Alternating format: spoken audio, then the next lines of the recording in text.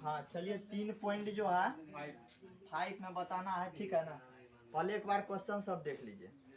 क्या बोल रहा है कि एक रेखिक समीकरण के युग्म में, युग्म का मतलब क्या होता है पहले बताइए।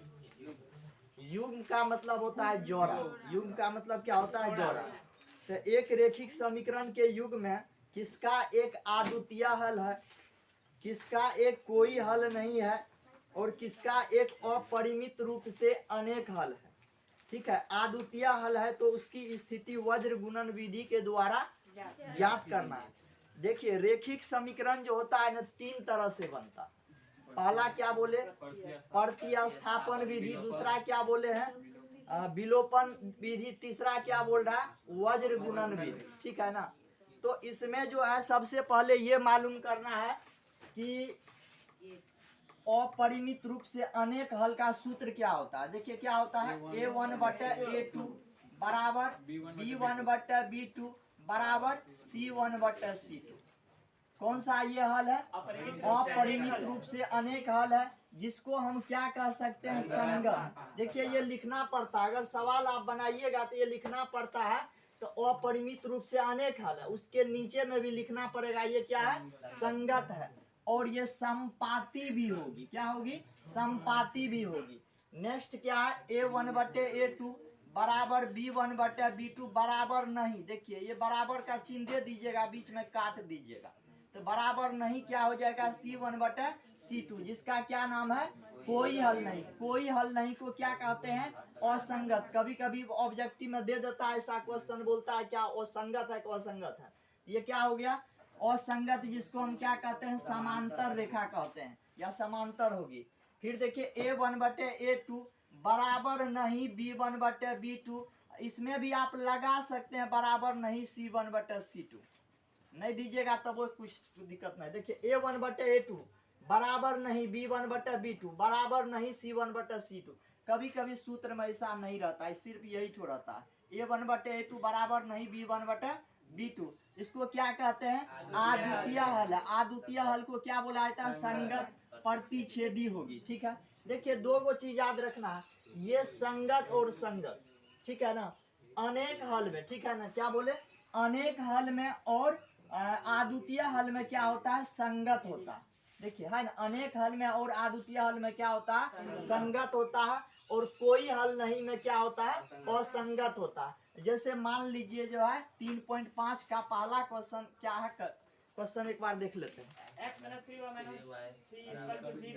देखिए ये जो आप देख रहे हैं x-3y-3 के बराबर क्या है?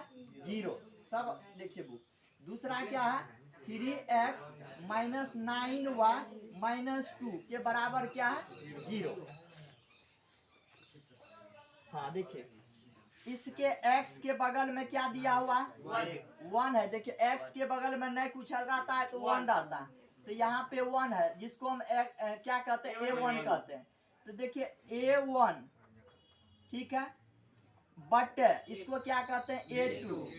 A1 का वैल्यू क्या दिया हुआ है? 1। और A2 का वैल्यू दिया हुआ है 3। इसको A1 कहते हैं, इसको A2 कहते हैं, इसको B1 कहते हैं, B2 कहते हैं, C1 कहते हैं, C2 कहते हैं। A1 का वैल्यू नहीं कुछ है तो 1 है। A2 का वैल्यू क्या दिया हुआ है? 3 है।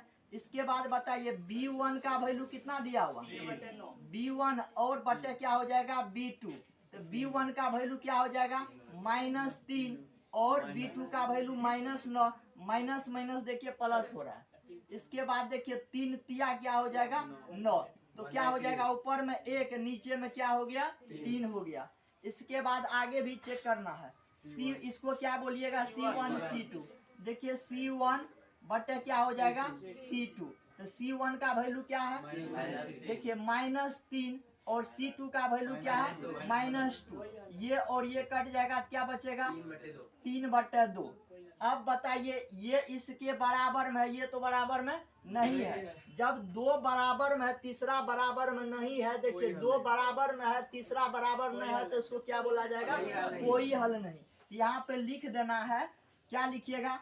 A1/A2 बराबर B1/B2 बराबर C1/C2। पहले ये देखिए, ये तो सूत्र था। A1 बटे A2 का बराबर, ठीक है। देखिए ये आपस में दोनों क्या है, बराबर है ना। A1 बटे A2, A1 का वैल्यू एक और A2 का वैल्यू 3, B1 का वैल्यू 1 और B2 का वैल्यू क्या है 3, C1 का वैल्यू 3 और C2 का वैल्यू क्या है 2। तो ये दोनों आपस में क्या है, बराबर है। अगर ये दोनों बराबर है, ये बराबर नहीं है, तो नहीं है तो ये बराबर, देखिए A1 A2 B1 B2 आपस में क्या है, बराबर है, और ये क्या है, बराबर नहीं है, तो बराबर नहीं का चिन्ह लगा देना। अब देखिए किसी से ये टकरा रहा है क्या, अगर इससे टकरा रहा है तो क्या लिखना है, इसको बताइए। लिखना है कोई हल नहीं है, अतः यह क्या है, असंगत है। बस इतना ही लिख देना है, समझ गए ना। चलिए इसको उतार लीजिए तो फास्ट।